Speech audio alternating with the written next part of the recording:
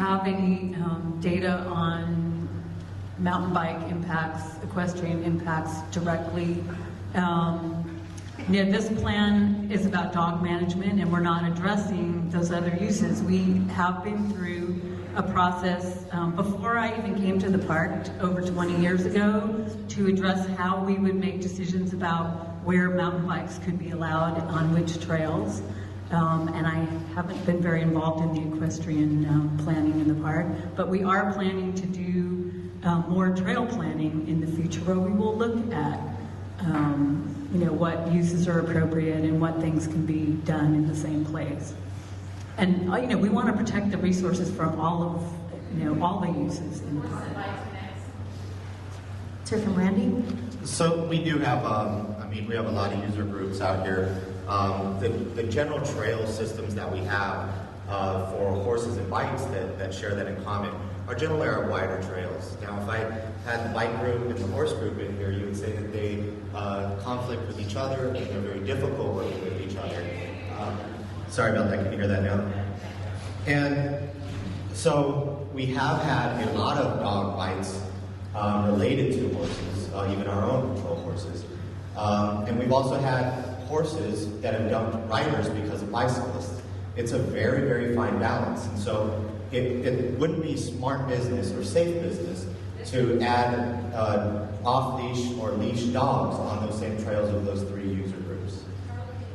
Thank you. We'll take the next question on this side of the room, please. Sorry. Hi. I'm a stakeholder because I'm part of the super PAC or super group. Sorry. I'm a stakeholder in this issue, not because I'm part of the super group or super PAC, but because I live in Marin and I own property in Marin. And I moved to Sausalito 6 years ago because I have a dog. Well, I have a new dog now. I had an older dog, and I live right by off the trail. And used to hike with my older dog. Now I have a younger dog, a younger dog, who is full of energy. And one of the great joys of my life, excuse me, it's a big thing for me. One of the great joys in my life is to drive to Rodeo Beach, park the car, go sit on the cliff and watch the ocean. I meditate at the ocean. And then we hike, we run up to Hill 88.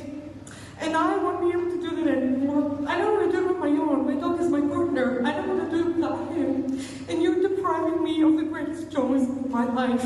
So this is how this decision affects me personally. And I will tell you, I have hundreds of pictures on my phone of me and my dog over by the headlands that I send to they are my Christmas cards. I send them to my family, to my friends, and I'm so proud to live in Marin and say, look, GGNRA is so awesome. I'm so happy to live here.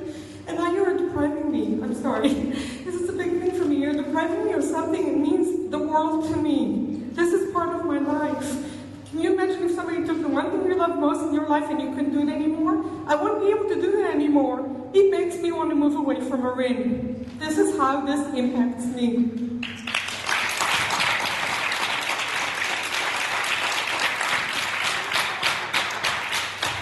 Can I please say something else?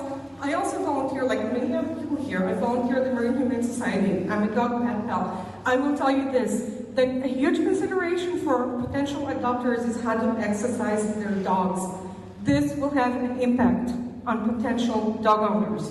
And how do you address that? So thank you. First of all, I know that was not easy, and I appreciate that you asked the question. I consider moving away from Marin because of this. I'm telling you. You bet. And response from Superintendent Leonard.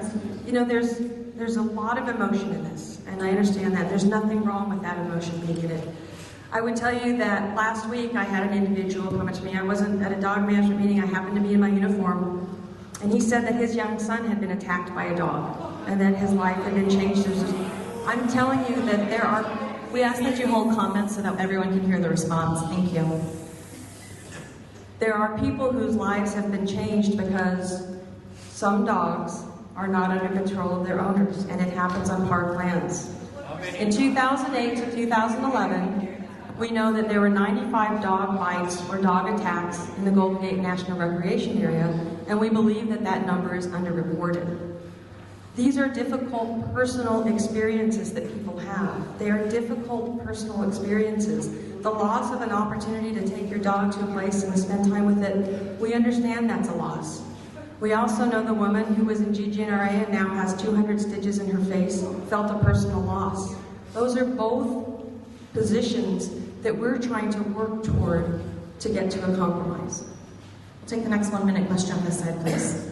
Yes, how many other incidents that don't involve dogs are there? And where is the transparency with the dog report? What constitutes a dog incident? Is a person sitting in their house, calls up and says, I see a dog off leash, is that a dog incident? Because I feel like it is.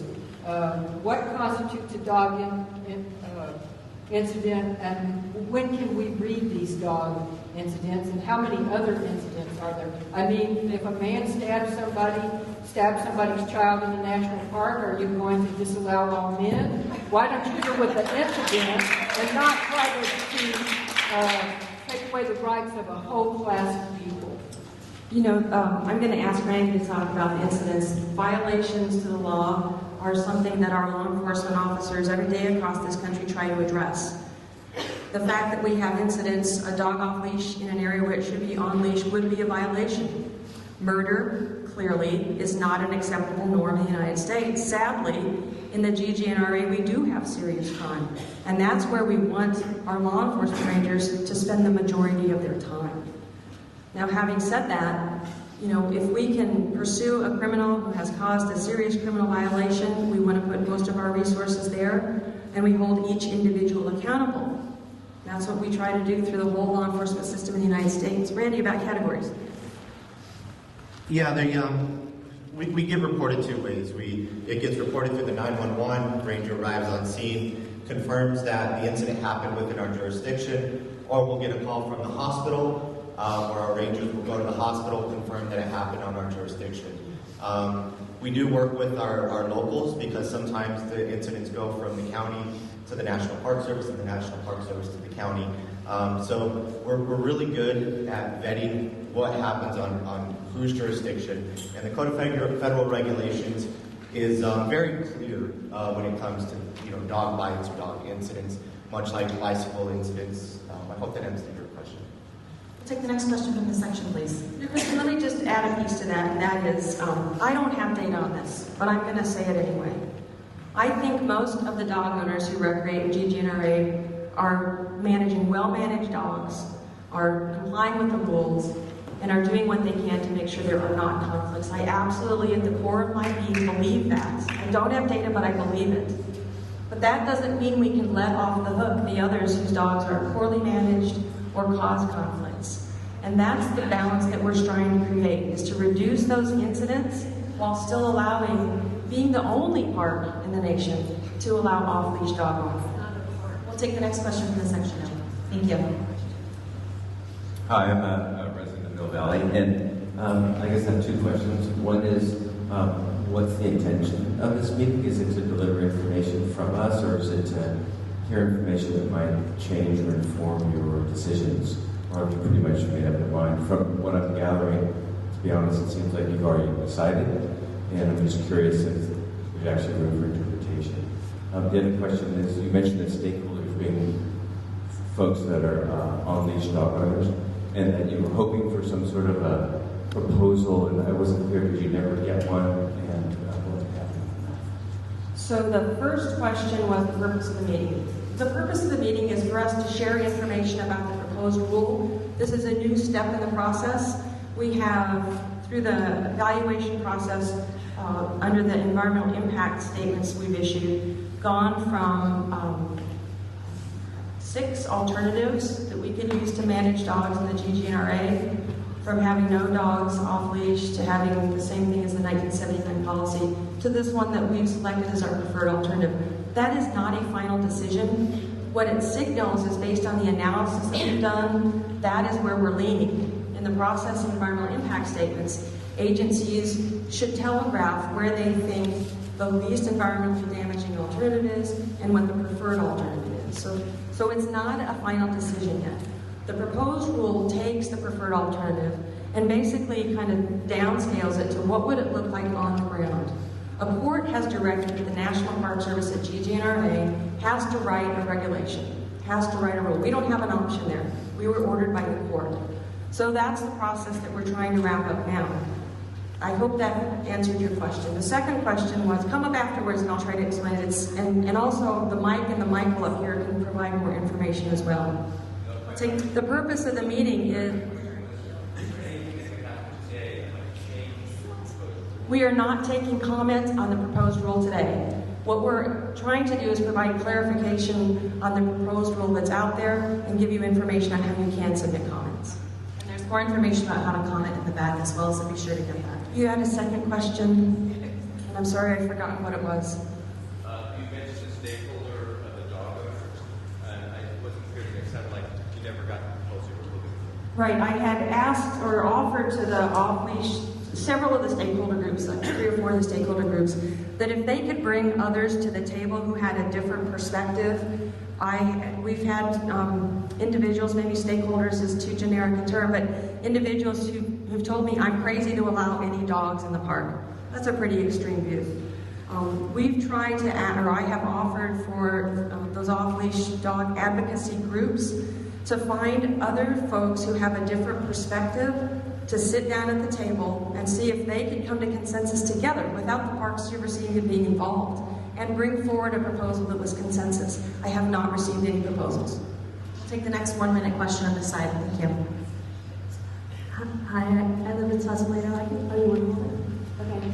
I live in Sausalito, and I know that there are only very few trails that we can use in the Marine Parklands at all on leash right now. And wondering why there's no allowance for any off-leash trails. I get that you need to protect the environment, and most of the trails are not even dogs aren't even allowed at all. And then there are a few trails where dogs have been allowed on leash. Why no off-leash trails where we can actually walk and let our dogs go? There are actually 2 reasons in terms of no dogs on off-leash, no off-leash dogs on trails. One is the protection of natural resources. If we have dogs who leave the trail because they're off-leash for some reason, don't follow a voice or sight command, we are concerned about the habitat that may be out there in locations where that is a prime criteria. And the second is conflicts that can arise on trails when dogs are off-leash. The good news, let me remind you the good news, in GGNRA, there are 77 miles of trails in Marin County, 77 miles of trails. The good news is Marin County Open Space offers 155 miles of trails for dogs on leash. The Marin Water District allows 130 miles of roads and trails on leash. And Marin County Parks, that has the closest mission to the National Park Service, does not allow any off-leash dogs. Take the next question on this side, please. My question is, I really think we need to sit down and I want to ask you how we can solve this issue, and in light of what you're hearing, and I've heard you say some new things, like this is not final, you would take into consideration some voice control certification process.